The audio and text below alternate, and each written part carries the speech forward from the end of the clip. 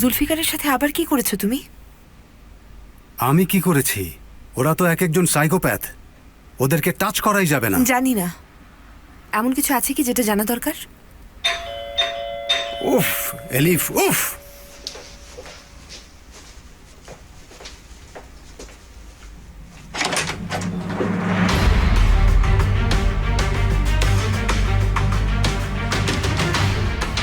মনে পড়ে আমাকে? তুমি এখানে কি করছো? হ্যাঁ চিনতে পারছেন আমাকে? হ্যাঁ, জুলফিকার তো। কি? এই আমি না, অনেক দিন আগের আমি। কে এসেছে হাকি? আমি এসেছি, অপরিচিত কেউ না, অতীত থেকে বর্তমানের জুলফিকার। জুলফিকার, কি করছো তুমি? পাগল হয়ে গেছো নাকি? আমি পাগল হয়ে গেছি এলিফ। তোমার বাবা আমাকে পাগল বানিয়ে দিয়েছে, তোমার এই বাবা। পিস্তলটা নামাও, চলো বসে আমরা কথা বলি। কথা বলবেন? বলেন কথা, সবার সামনে বলেন। ছোট বাচ্চাদের উপর আপনি কি রকম নিষ্ঠুরভাবে অত্যাচার করতেন।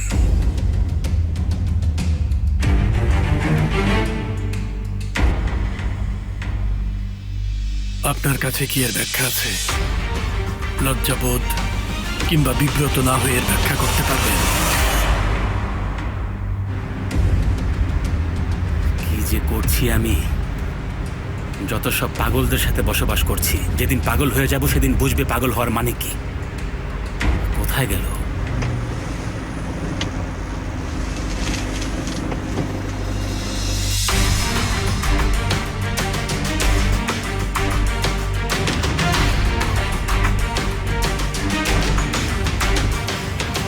জুলফিকার, রিকোয়েস্ট করছি, প্লিজ এটা করো না।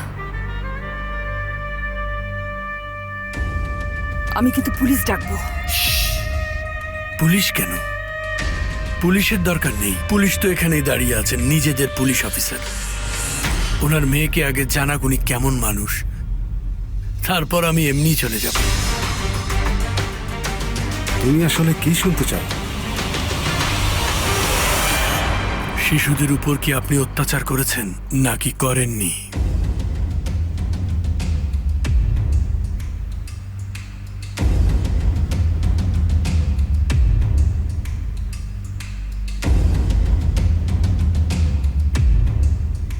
হ্যাঁ, আমি করেছি।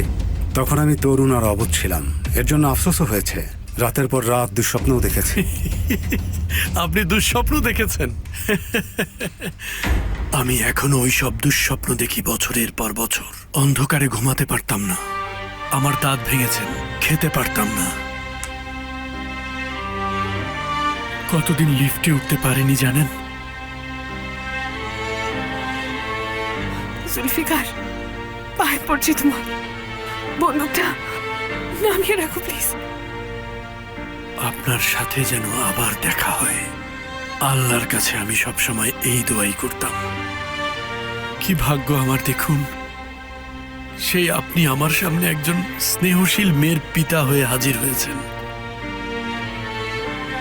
কিন্তু আমিও প্রতিজ্ঞা করেছি, এর প্রতিশোধ আমি নিবই। জুলফিকার, বন্দুক নিচে নামাও। এর মধ্যে এসো না। এসো না মানে কি? চলো এখান থেকে। তুমি এর মধ্যে এসো না, এটা আমার প্রবলেম। রাখো তোমার প্রবলেম।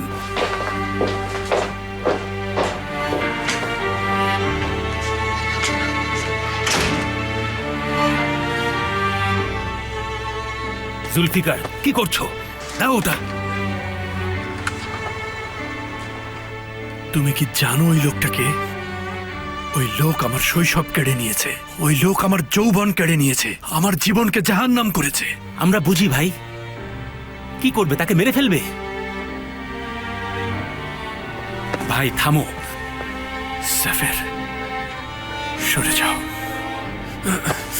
আমার কথা শোনো।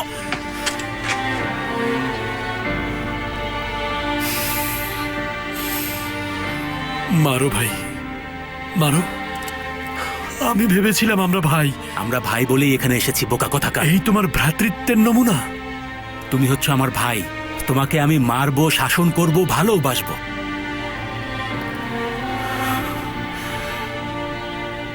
ব্যথা পেয়েছ?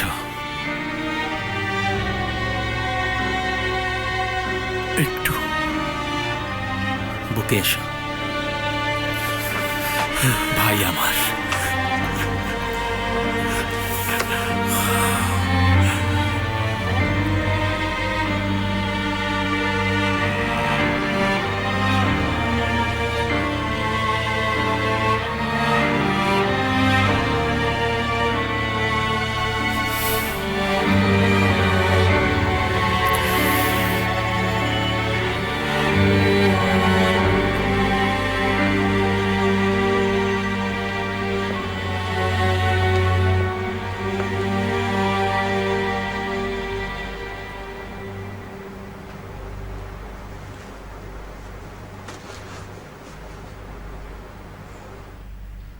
আপনি আর কখনো জুলফিকারকে দেখতে পাবেন না।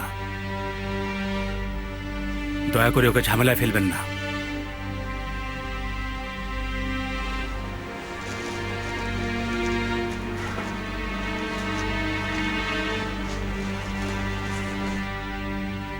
বাবা, তোমাকে এখন কিছু ইম্পর্টেন্ট কথা বলবো, কিন্তু তার আগে তোমাকে প্রমিস করতে হবে।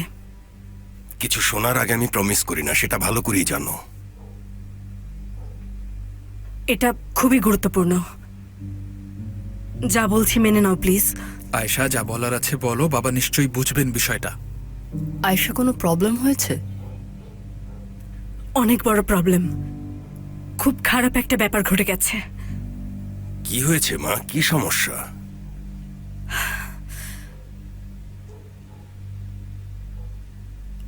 বাবা, একটা ইম্পর্টেন্ট কল এসেছে, এখনই আসছি। হ্যাঁ সিনান, বলো। আয়েশা আন্টি, বাবা মাত্রই এসেছিল। আচ্ছা, আমাকে বিদায় জানালো, এরপর বলল সে চলে যাচ্ছে। কিন্তু সে এমন ভাবে কথা বলল যেন সে আর কখনো ফিরে আসবে না। কি হয়েছে আয়েশা আন্টি? কিছুই হয়নি সিনান সোনা, বাবা নিশ্চয়ই তোমার সাথে মজা করেছে। না, আমার কাছে সেরকম মনে হয়নি।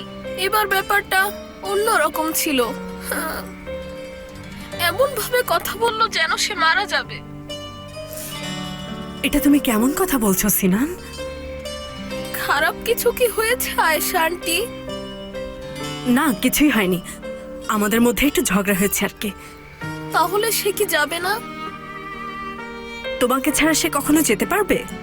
ঠিক আছে, তাহলে বাবার সাথে তোমার কথা হলে বলবে আমি তাকে অনেক ভালোবাসি। ঠিক আছে সোনা, বলবো। তুমি কোনো চিন্তা করবে না আর মনও খারাপ করবে না, ঠিক আছে? ঠিক আছে, রাখো।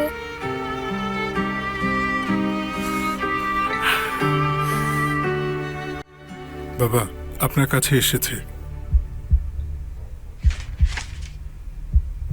কি এটা? জানি না, তবে যে দিয়ে গেল বলল গুরুত্বপূর্ণ।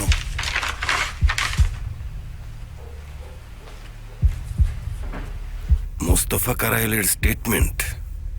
কিসের স্টেটমেন্ট? একটু দেখতে পারি আমি?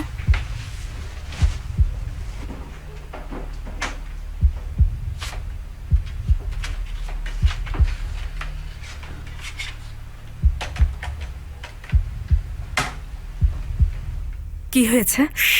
আমি প্রসিকিউটর কামাল বগদাদ, আর এটা মোস্তফা কারাইলের স্টেটমেন্টের অডিও রেকর্ডিং। 10 জুন 2015, সময় 5:12। শুরু করি আমরা। করুন। কতদিন ধরে আপনি পাহাড়ি উম্মানের সাথে আছেন? 6 মাস। কিভাবে গেলেন? আগে থেকেই ফলো করছিলাম। এরপর একদিন বন্দুকযুদ্ধ চলার সময় আমি তার জীবন বাঁচিয়েছিলাম। এরপর ওনার সাথে দেখা করলে উনি আমাকে জব অফার করেন। মোস্তফা, আমাদের মধ্যে বিশ্বাসঘাতক সেই ছিল। আমি এত গাধা! আমি জানতাম, তারপরও কিভাবে তাকে বিশ্বাস করলাম।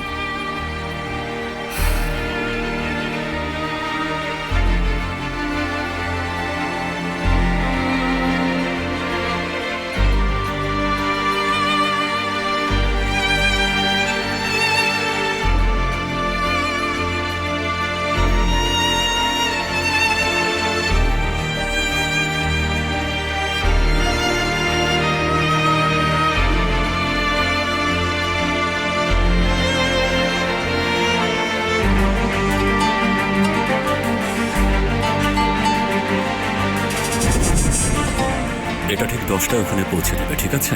10টায়। তারা যেন জানতে না পারে যে কে এটা দিয়েছে। বলবে এটা খুবই গুরুত্বপূর্ণ। পাহাড়ি উমনের কাছে পৌঁছেছে কিনা সে ব্যাপারে নিশ্চিত হবে। আচ্ছা ঠিক আছে।